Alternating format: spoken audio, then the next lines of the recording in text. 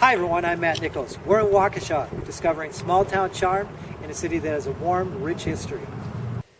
Waukesha's history dates back as far as 1834, when Morris Cutler, one of Waukesha's first settlers, founded Prairieville, a settlement that would then grow in time to be the beautiful city of Waukesha we now know. Behind me here we have a replica of the Silurian Spring, one of the many springs that used to be here as part of Waukesha's history. We're going to go now to the original location of the Silurian Spring and talk to Kathy Bloom, who's a historical resident and expert on the springs here in Waukesha.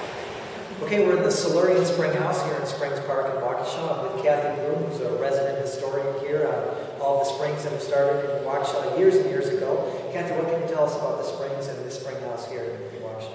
Silurian Spring opened back in the 1870s. The spring house we're in now is from the 1920s.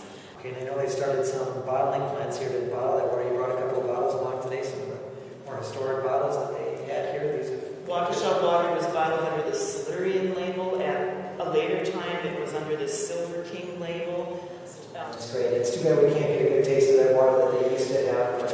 And I could turn this on and let you have a sample, but this hasn't been cleaned or tested now for several years, so I don't recommend drinking this, although we do know it is safe to drink once we clean and run that pump for a while. All right, well, we'll stick with some more bottled water for now. But thank you, Kathy, for coming with us today and talking about this.